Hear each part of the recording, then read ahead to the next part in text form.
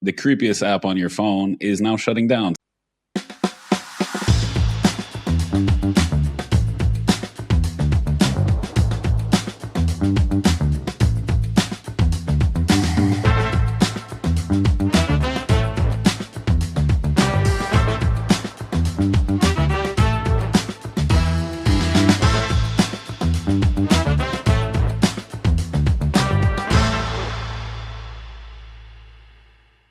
Meta has officially killed its own metaverse, Horizon Worlds VR. I've seen estimates of 73 billion, but I've also seen estimates as high as $90 billion put into this project, and they've just shut it down. And Mark Zuckerberg said they want to pivot $115 billion in AI to AI capex. And then the next day, the CTO Boz walked back the shutdown and saying, no, we're not actually shutting it down. We're going to let it go on. We're just not going to fund it or do anything or give it any love or attention anymore, just like Facebook in the Facebook Marketplace.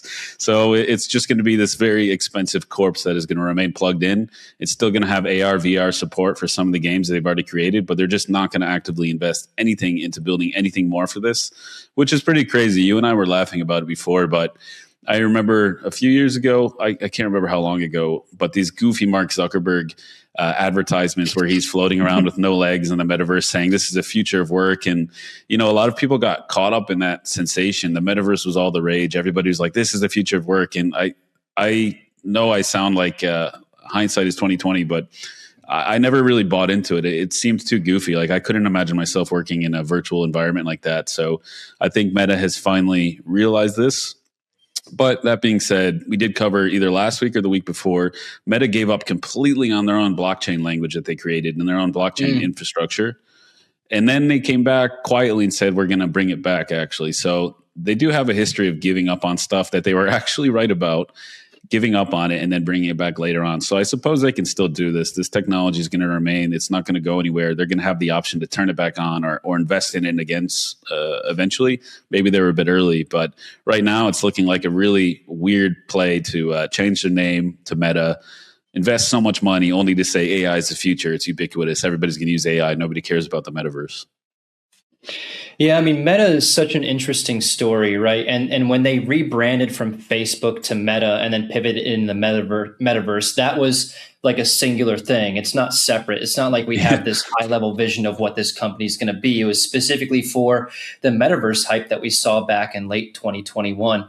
And the Quest, the Oculus Quest acquisition and the build out of that infrastructure and everything was tied to that.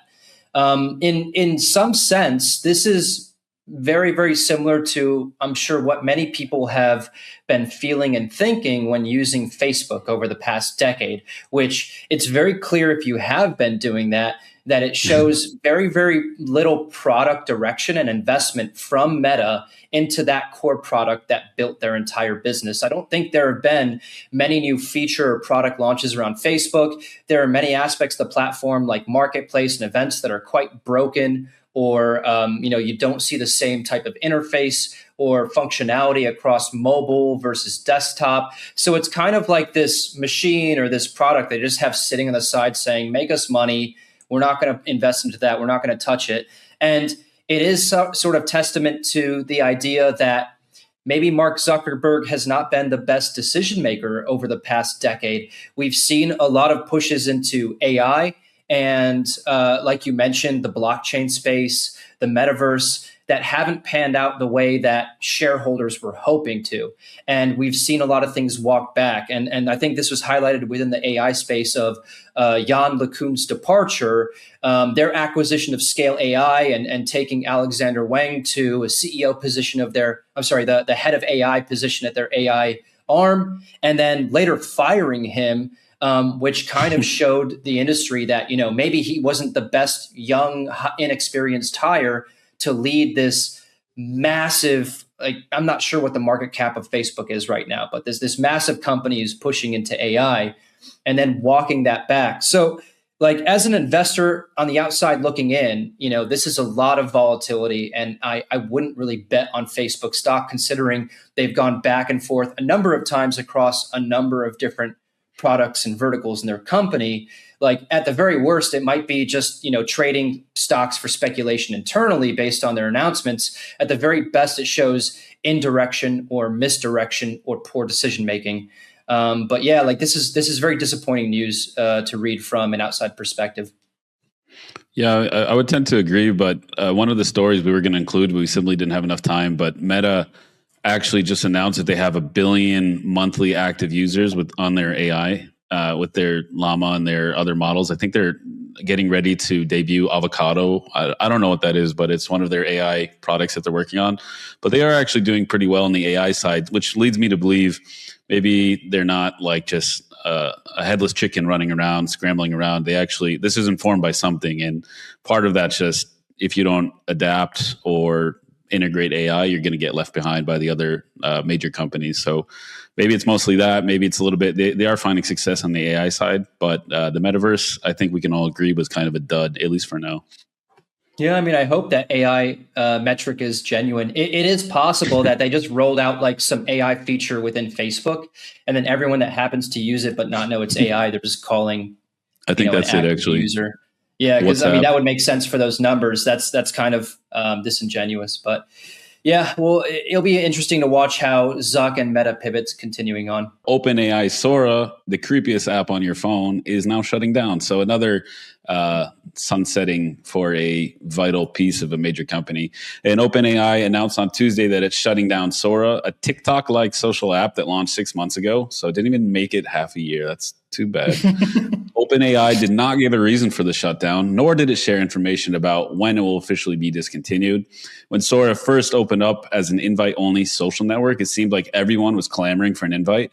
But just like Meta's Horizon Worlds, the company's virtual reality social platform is in turmoil. And, it was once central to the company, and now it has no real staying power. So the underlying Sora 2 video and audio generation model it's scary, impressive, but that is probably the only feature worth saving out of this social network, I guess. So they're going to continue to have that and integrate it into the actual LLM for ChatGPT models. But yeah, they shut down this entire sector of the company because it just, they didn't give a reason. So we can only speculate. Maybe it wasn't profitable. Maybe nobody cared. Maybe they were early too, like Meta and the Metaverse play.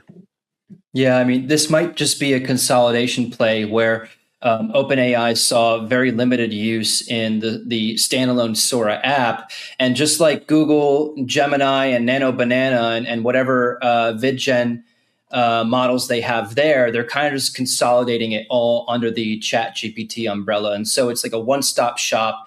You don't have to have multiple applications on your phone. You could talk to ChatGPT and say, give me like the best cheesecake recipe, and also make a funny video of me cosplaying Big Bird. So, this might be a smart move, and it might just be like sunsetting that application to, strike that operational cost from maintaining that thing. But it is concerning considering that they didn't give any real justification. I guess, that's within their right because it's a privately owned company and not publicly traded yet.